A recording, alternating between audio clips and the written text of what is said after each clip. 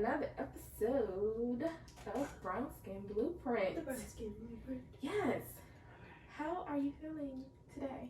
I'm feeling good. I'm a little bit tired, but I'm feeling good. I had a war with the water bug last night, so I was Lord, help me, Jesus. No. Don't do no bugs. Woo! No, don't do no bugs. But we here. I'm alive and well. I made it out.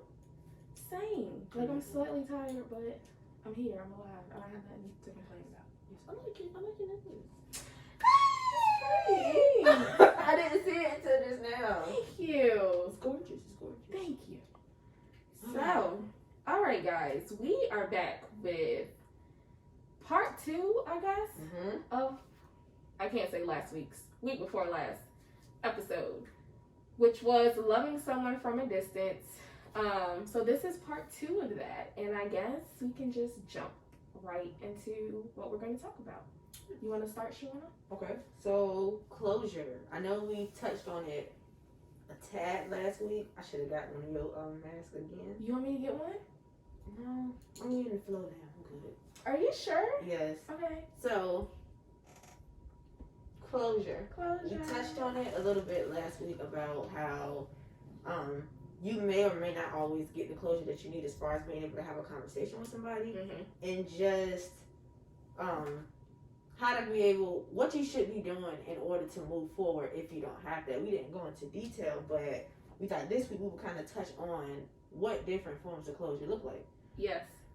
So we can start off with if you are, because most of the time I think we give a standpoint like if you can't get the tangible stuff you need, because that's a lot of what plays on people's psyches, and that's how mentally you go into depression and things of that sort, because you're trying to figure something out that you can't put your hands on. But we don't talk enough about if you do get a chance to communicate and have closure with somebody, like what does that look like, and how do you even go about having a conversation? So one thing I wanted to touch on before we talk actually about closure. I think it's important before you go reaching out, sending text messages, making phone calls, whatever, DMing. I think one, you have to be prepared for what your intentions are. Like, you need to know, what is even my intention of reaching out? Like, do I just want to have a conversation? Am I looking to reconcile? Am I looking to just, maybe you want to apologize? Just knowing what your intentions are, I think is important, because then that way, if you do get a response, you can kind of be more prepared. Because we don't know what kind of space people are in, and we just be like, oh, I'm going to just reach out. I'm guilty. I've done it before. Without considering they might be going through something. It might not be a good time for them. Maybe they're not in a place where they want to talk to you. And now it's like you're hurt again. So I think having all of that in your mind before you reach out can maybe prepare you for whatever the outcome is. And that's a great foreshadow to closure. Yes, because that starts the process. It does start the process, and I think you just gotta be aware of all possibilities. Yeah, that was good, Britt. Thanks. That was good. So with that being said, so you've done what Brittany said. You've taken everything into consideration. What your expectations will be moving forward. What you even want from this moving forward. The reasons why you decided to reach out and communicate. So if you communicate, what are good ways to start this conversation? I can speak from a recent experience with a family member that I had. I was going through this thing where I was tired of being a big person. I was tired of having to always be the one to start this reconciliation process. When it comes to certain things, and this particular person, I don't have to do this often, because the people who have been in my life the past 2 years have been very consistent. Not even say 2, 3 or 4 years have been very constant. Stability has come in as far as my support system. So this is a family thing. You know how you always have that one person you gotta keep trying to get in the relationship, whatever. But we was doing good for so long. So I know for me, I had to wait.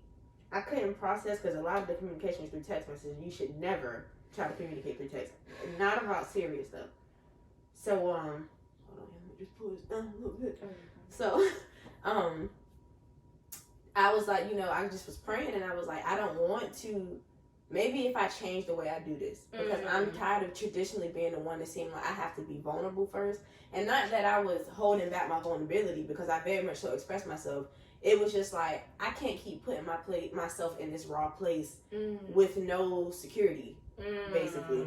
Like being smart before I just emotionally react. Yeah. So I was meditating one morning, and right afterwards, I thought about hitting this particular person up, but I was like, I don't want to have to do it in the way that I normally do. Like, oh, da da da da. And so in my head, I heard clearly, ask her, is it something she even want to do? So the way that I reached out was sitting down. It's sitting down and talking something that you're open to. That's the way. I didn't have to step outside my bounds of where I was, because I felt like I did feel like, you know, some things were done that weren't right in her too, but it was in a way where she could like come to the table instead of me shoving one at her. You know what I'm saying? That's a very good point. We both sat down together. That's a very from good an equal point. standpoint, and it was a very healthy conversation. Versus in the past, it would very much so get tumultuous. So, what are some ways to start that conversation in your eyes, Britt? Before we get there, I want to expand on something you said, because I think it's very important. Okay. That vulnerability piece. Oh my God. I think it's important. I think that's important. Something that we have to consider also when we're thinking about closure. Because like you said, especially if you are dealing with somebody that you don't know how your emotions are going to be received, having to either channel or even think about the fact that this is going to take something out of me that either one, I don't want to give, two, I don't know how it's going to be received. But I think what you said was just like awesome, because I think it does take the pressure off of feeling like, oh my God, I'm about to like expound. Yes, and have like diarrhea of the mouth, versus just kind of like sliding out there like you want to do this or you don't, because that's fine too. So I think that was excellent, because I struggle with feeling like, damn, I didn't like gave you like my heart and some change, and then you want me to come out of myself again. I'm like, this don't make sense. Like, I can't do this twice. Like, what in the world? The strength it took the first time. Like, yeah, literally. So that was good, Shawana. Thank you. And it makes the conversation so much easier to have. I'm telling you, it takes away the awkwardness almost of it. It's like, we know what we're here for. I'm gonna have to use that if I ever need it, because that feels like it's less. Like, the anxiety is not as bad with that. I like that. What did you ask me again? So from your experience, or just from what you know, how do you start this conversation if the person is open to communicating with you? If this is somebody who I have not spoken to, I will say, hey, I'll ask them how they're doing. Even though people might not be honest because we haven't been speaking, but I think sometimes to know what kind of headspace they're in is good for me, because then I know if I can press it how I want to. That's why I say your way takes all this out. But that way I know I can usually tell by how people respond to me if I can like ask for the conversation, or if this is something that I'm gonna have to send in writing, because I can tell you not open. Exactly. So I'll ask how they're doing. If I'm like really, really bothered, do not do this. Do not take this in. I'll just let you know that I want to talk, or I'll just, send what I need to say, because I can be aggressive with my emotions. In hindsight, that is not always the best way, because like I said, you don't really know what you're gonna get back from that. But I think if I had like the perfect foundation to do it, I would start with the like, hey, how are you? And then depending upon how they respond, or even if I just want to get it over with, I would say, I wanted to know if we could have a conversation. And then I would just have to go from there based off of whatever they said. Take it or leave it. Okay. All right. I think that's good. Except that one way she said, "Don't do this." Yes, please. Yeah, don't. I would not recommend. 0 stars. 0 stars. One point I did want to touch on. I guess going into. Are we going into the closure conversation? Yeah. So this is another one of my to prepare yourself for closure, because this happened to me. You need to be prepared for closure not to happen off the strength of your perception of closure is not their perception of closure. Okay. So that's why I say you need to be clear about your intentions. Because if I go to Shawana and say, I just want to have a conversation so we can clear the air. But say your perception of, if we not going to be cool or talking, we don't need to have no conversation. Closure is done at that point, because you want to talk to me from a standpoint of how do we resolve this, and I just want to have a conversation so we can say, this is how I felt, this is how you felt, that's fine, that's done. So there have been people who I have talked to that I have literally said, this is not a conversation to reconcile. I just want to know XYZ. And while it can come off harsh, I think sometimes you have to lay that foundation. Because if you're not clear, here you go with another mixed signals of like communication. So I think you also have to prepare yourself for the fact, what is this conversation for? What is the closure for? Is this to lead to a better relationship, friendship, us being cordial? Or is this just to say, I know you got stuff you want to get out, I got stuff I want to get out, but that's as far as it's going. I think you have to prepare yourself for that, because sometimes your perception of saying, hey, this is how I felt, this is how like I would like to proceed, they may not accept that, and that is okay. But I think you got to be prepared for that blowback versus just looking at it like, oh, I'm reaching out to have a conversation, everything should be fine. You can't assume that, because that might not be what the other person wants. So I think, kind of like going back to your intentions, you got to be prepared for the fact that that person's perception is not going to be your perception all the time.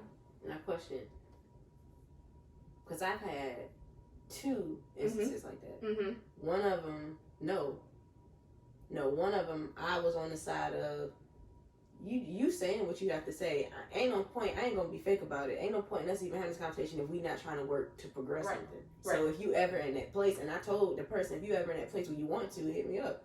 If I'm in that place, we can do it. But right now, I'm not even feeling it. I can't. And that was that. It was peaceful. And then the other one, I was on the, be clear, I never want to speak to you again after this. So do you think that there's a time and place where this happens? Or is it unhealthy if somebody is experiencing these type of situations every 2 or 3 years? Should this be periodical, or is there just a phase in life when you go through this? In your thoughts, or does it matter, or is that important if you have to keep doing this? I think it depends on the person. I think it depends on.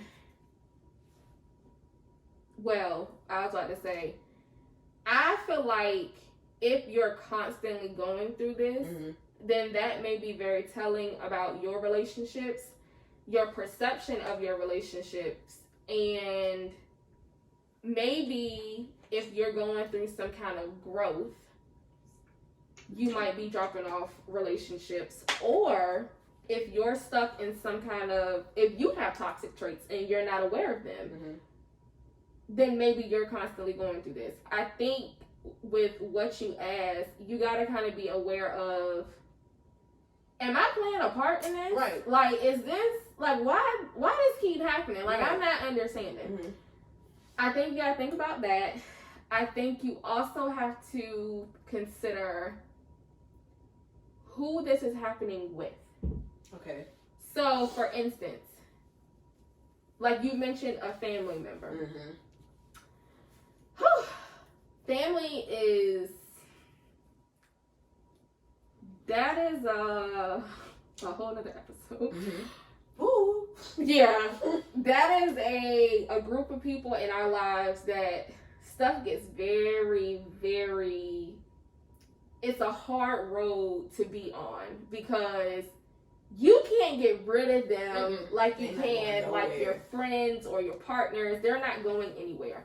So sometimes that might happen. Like, you know, it might be a recurring thing because, I mean, hell, they in your life, they ain't going nowhere. Right. So that might be a recurring thing.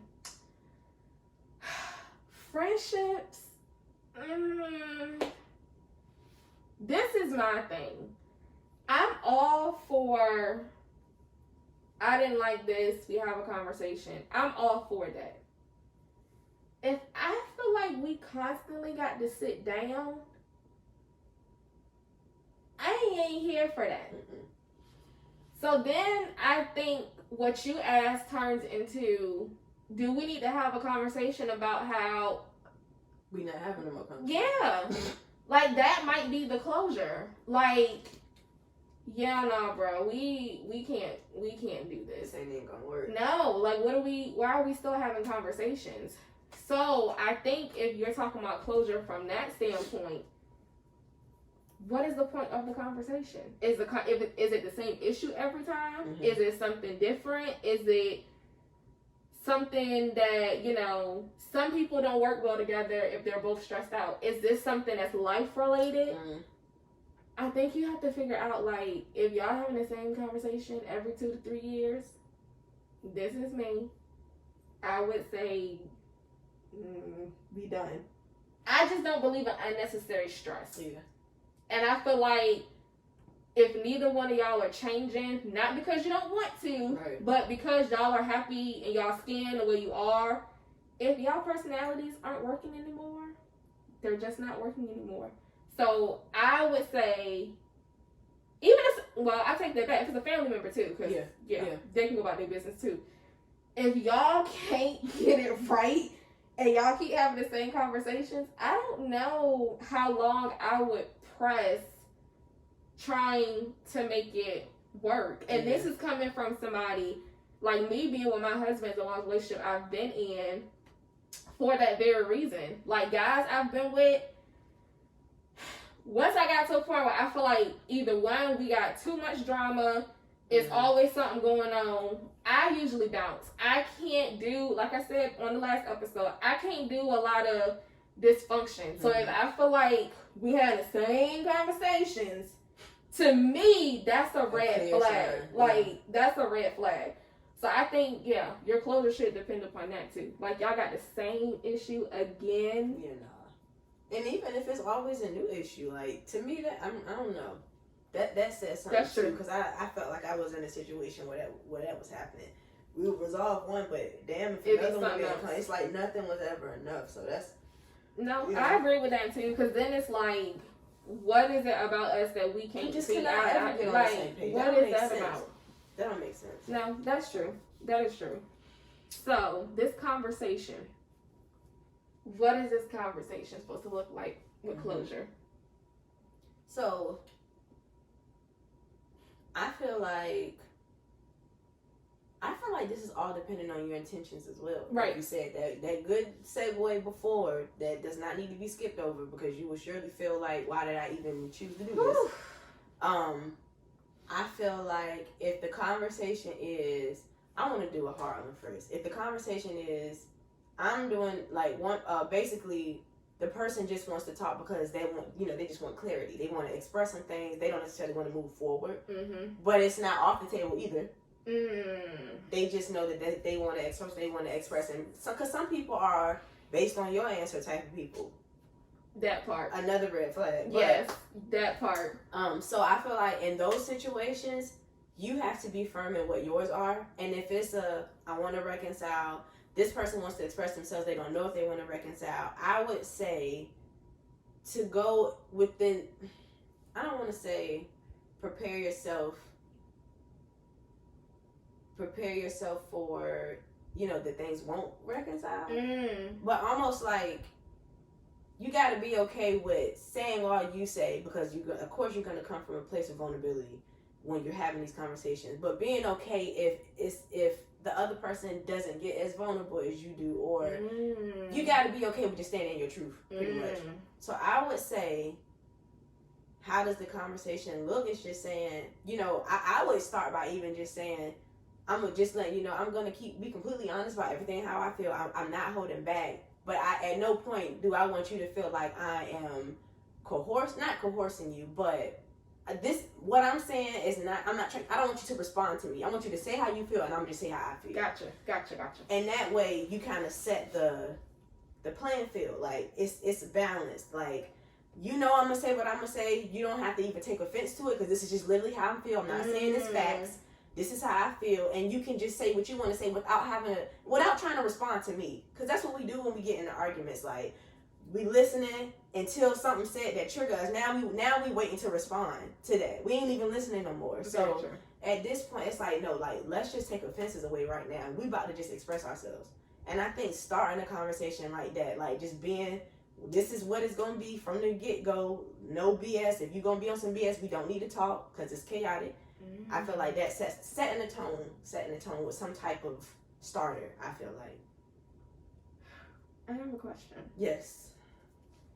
So what if you do that, but you find the person wants to blame and defend themselves versus, so now your message is completely lost. So you've had this moment of, this is how I felt, I just wanted to let you know. But instead of them responding to what you said, this turns into, well, by the way, you're not perfect either. And it turns to defense and blame. So what are you supposed to do?